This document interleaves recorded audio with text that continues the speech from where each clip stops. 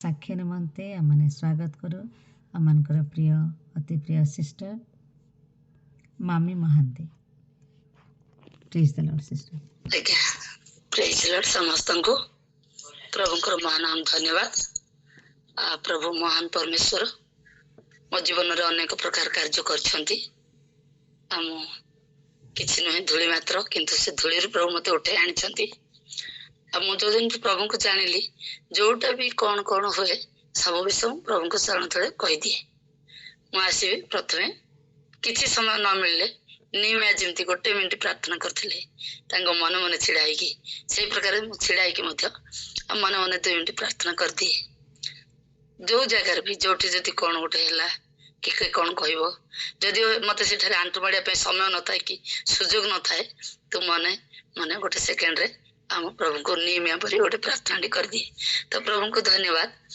यही गत शुक्रवार दिन मोर सब जो गाँव रे चाउल मिले सरकार जो चाउल दियंती से चाउलटा थिला। तो मोर घर ठू से चाउल आनिबा जगह 5 किलोमीटर हो जाउची। तो मते जो दिन चाउल मिलछि आम जगह रे से जेते लोक आम गाँव आम जगह जाइछथि से माने आगो दिन घिनि आनछथि। मते मिलला शुक्रवार दिन मु गोटे प्रार्थना पळैथिली तो मु सेमाने गला दिन मु जाई पारि नथिली। जाइथिले सब दिन सेमान संगे जाए आ सेमाने से चाउल को मिसिकी जे जेमती जार सहयोग धरी आणु थाउ। तो सेई दिन कोन करी मु नथिली मु गोटे प्रार्थना को पळैथिली। तार मु मते जेते चाउल पई कहले मु कहले थाउ काली को मु जीवी प्रभु को इच्छा हले प्रभु देबे सिना मु आज जीविनी मते आज प्रार्थना अछि। तो प्रार्थना रही गली तापर मु तापर दिन गली से 5 किलोमीटर बहुत दूर मु टिके दूर रे बहुत असुविधा सम्मुखीन होई गला पर मते चाउल मिल गला। हेले से दिन शुक्रवार थाए हेले मते जहा भी हेले शुक्रवार प्रार्थना मु मिस करबी नै। तो मु प्रार्थना रे जीवी कौन करबी तरतर होई कि सब काम सरी देली। तापर गली जाई कि चाउलटा धरला 11टा हिची। तो मु कहली केमती जीवी तो हमर जगार के भी चाउल लोक नांती आ से जगार भी एते गाड़ी पाड़ी सुविधा नाही। तो 2 जन को फोन कले से माने कहले नै आज काम अछि हम जाई परिबनु हौ बोल छिड़ा हले। तापर प्रभु को दया रे गोटे पिला गोटे देखिली भलो पिलाटा तो 18 ठारू 20 वर्ष भीतर हम गोटे पिलाटे से जाउथिला गोटे जगह को मु कहली बाबू तू कोड जबु ना मु से चरांगुल जीवी से गान ना चरांगुल मु कहली बाबू मोर टिके चाउलटा नै रखि दो मु तते आ पैसा दे दिबी तो गाड़ी रे तेल पकै दो। कहले नै तमे काहे कि पैसा दबो मु तो जीवार अछि से बेचापुट नै कि नै जीवी से मोटो पैसा नेलानी मु आ किछ कहलेनी। तार मु ता कहली मु जो जगह को कहली एड्रेसटा से जगह को आनी परनी चाउलटा किंतु चाउल आनी देला आनी कि से जो जगह पके कथा से ना पके अलग जगह दे दीची। मु जतले आउथले हॉस्पिटल जाई कि मत्र पळे आसिली घर को आसी देखलो चाउल आसीनी एटे सेटे मु आ केमती सब पचारली आ केमती प्रार्थना जीवी आ से दिन प्रार्थना गला आ प्रार्थना जाई पालेनी। सबड पचारी एपट सेपट पचारली चाउल होची 60 केजी अल्प टिके सब दिन गोटे मासर आसुला एथर 2 मासर आसी। मु कहली एमा 2 मासर चाउल गला मो बे असुविधा पड़ी गली चलियाटा बड़ असुविधा हो कौन करबी बहुत दुख तो भांगी गली। प्रभु मु तो प्रार्थना जाए काली भी प्रार्थना थी आज भी प्रार्थना जीवी मु तो कौन सी रंग रस ये से को मजा मजस जाई नथली कहीं मोर एमती है बोली गोटे घर को पलि आसली।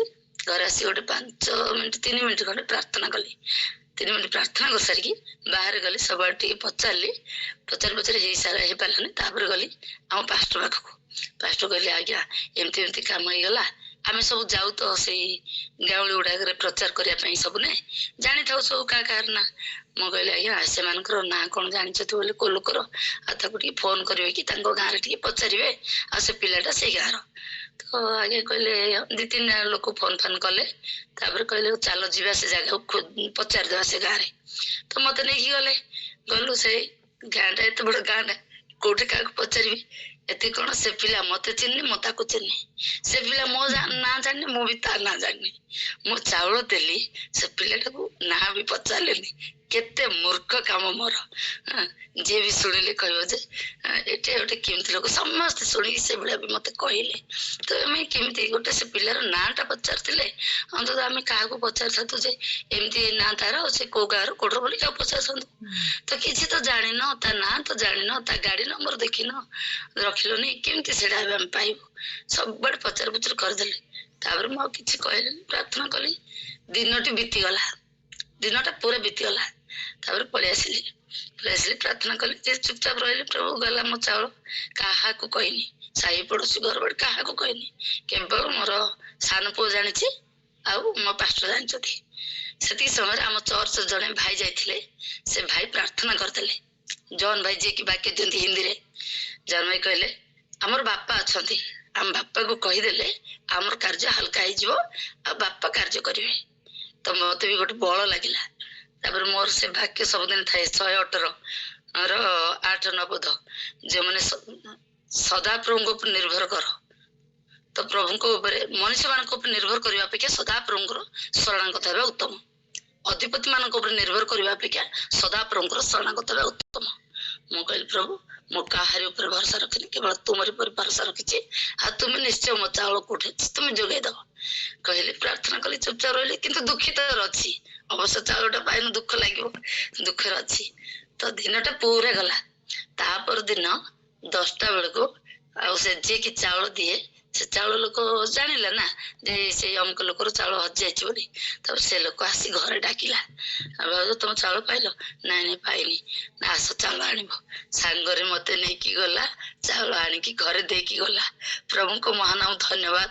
ମୁଁ ସେଦିନ ଚାଉଳ ପାଇବି ବୋଲି ମୋର ଆଶା ମଧ୍ୟ ନଥିଲା, ପ୍ରଭୁ ଆଶାର ବାହାରେ କାର୍ଯ୍ୟ କଲେ। ପ୍ରଭୁଙ୍କୁ ମହାନାମ ଧନ୍ୟବାଦ।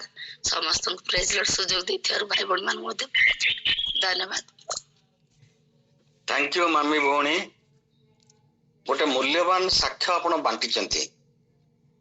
ଛୋଟ ଛୋଟ ବିଷୟ, 60 କେଜି ଚାଉଳ ଆପଣ ଏକା ଯାଇକିରି ତାକୁ ପୁଣି ଆଣିବା ପାଇଁକା ଲୋକ କେହି ନାହାନ୍ତି। ଆଉ ଗୋଟେ ଅଚିହ୍ନା ଲୋକ, ତାକୁ ପୁଣି ରିକ୍ୱେଷ୍ଟ କଲେ, ସେ ପୁଣି ଆଣିକି ଦେଲା। ଆଉ ଗୋଟେ ଅଚିହ୍ନା ଲୋକ ଘରେ। ଗୋଟେ ଦିନ ଚାଲିଗଲା ପରେ ପ୍ରାର୍ଥନା ହେଲା, ସେ ଲୋକ ଆଉ ରହି ପାରିଲାନି। ତାର କଣ ଇଣ୍ଟେନସନ ଥିଲା ମୁଁ ଜାଣିନି। ଯଦି ତାର ଭଲ ଇଣ୍ଟେନସନ ଥାନ୍ତା ସେଦିନ ତ ସେ ଫେରିଥାନ୍ତା, କିନ୍ତୁ ଗୋଟେ ଦିନ ପରେ ସେ ଆଣିକିରି ସେ ଦଉଛି। ଏଇଟା ହଉଛି ପ୍ରାର୍ଥନାର ଶକ୍ତି। ଆଉ ଜନ ଭାଇ ଯୋଉ କହିଲେ ଆମର ବାପା ପାରା ଅଛନ୍ତି, ବାପା ବୁଝିବେ, ଏଇ ଯୋଉ ସରଳ ବିଶ୍ୱାସ ଆଉ ସରଳ ପ୍ରାର୍ଥନା ବହୁତ କାମ ଦିଏ। ଆପଣଙ୍କ ଜୀବନରେ ତ ମୁଁ ବହୁତ ବିଷୟ ଦେଖିଛି, ଶିଖିବାର ବି ବହୁତ ବିଷୟ ଅଛି। ଆମେ ପ୍ରତ୍ୟେକଙ୍କଠୁ ଶିଖୁଛୁ କାହାର ଜୀବନରେ ପ୍ରଭୁ କେତେ ଭଳି କାମ କରନ୍ତି। ଯେତେବେଳେ ଆମେ ଏଠି ସାକ୍ଷ୍ୟ ଦ୍ୱାରା ବାଣ୍ଟୁ, ଆମେ ସେଟା ଉତ୍ସାହିତ ହଉ, ଶିଖୁ ମଧ୍ୟ। ଆଜି ଯେମିତି ନଳିନୀ ଭାଇ କହୁଥିଲେ, ଅବାଞ୍ଛିତା, ଆମେ କେହି ଅବାଞ୍ଛିତ ଆଉ ନାହୁଁ। ଅନୁଗ୍ରହରେ ଆମେ ସବୁ ବାଞ୍ଛିତା। ପ୍ରଭୁଙ୍କ ପାଖରେ ଆମର ସେ ଗ୍ରେସ ରେ ଆମେ ସମସ୍ତେ ବର୍ତ୍ତମାନ ତାଙ୍କର ପ୍ରିୟ ଲୋକ। ପ୍ରେଜ୍ ଦ ଲର୍ଡ। ପ୍ରଭୁ ଆହୁରି ସୁନ୍ଦର ସାକ୍ଷ୍ୟ ଦ୍ୱାରା ଆମ ସମସ୍ତଙ୍କୁ ତାଙ୍କ ନାଁ ଗୌରବାନ୍ୱିତ ହଉ, ମହିମାନ୍ୱିତ ହଉ, ଆଉ ଆମମାନେ ଉତ୍ସାହିତ ହବା, ଆଶୀର୍ବାଦ ପାଇବା। Thank you sister, God bless. Amen amen amen. ଆଉ ଗୋଟେ ଲାଇନ୍ ସେଇଠି ଜନ୍ ଭାଇ କହିଥିଲେ, ସେଇଟା ମୁଁ ପୁନର୍ବାର ଆପଣଙ୍କୁ କହିବାକୁ ଚାହେଁ। ଆମମାନେ କେହି ଅନାଥ ନାହୁଁ, ଆମମାନଙ୍କର ପିତା ଅଛନ୍ତି, ସ୍ୱର୍ଗସ୍ଥ ପିତା, ଯିଏକି ମହାନ ପରମେଶ୍ୱର, ତାଙ୍କର ତ କୌଣସି ତୁଳନା ନାହିଁ। ଏ ପ୍ରକାର ପିତାର ଆମମାନେ ସନ୍ତାନ ଅଟୁ, ଆମମାନେ ଅନାଥ ନାହୁଁ। ଏଇ ବିଷୟ ଆଉ ପ୍ରଭୁ ଆଶୀର୍ବାଦ କରନ୍ତୁ ଆମମାନଙ୍କର ମାମି ଭଉଣୀକୁ, ତାଙ୍କର ସପରିବାରକୁ। ଆମମାନେ କେହି ବି ଅନାଥ ନାହୁଁ। ଆମମାନଙ୍କର ପିତା ଅଛନ୍ତି, ସ୍ୱର୍ଗସ୍ଥ ପିତା, ସେ ସର୍ବଶକ୍ତିମାନ ପିତା। ପ୍ରଭୁ ଆମ ସମସ୍ତଙ୍କୁ ଆଶୀର୍ବାଦ କରନ୍ତୁ। ପ୍ରେଜ୍ ଦ ଲର୍ଡ। ଆମେନ୍ ଆମେନ୍।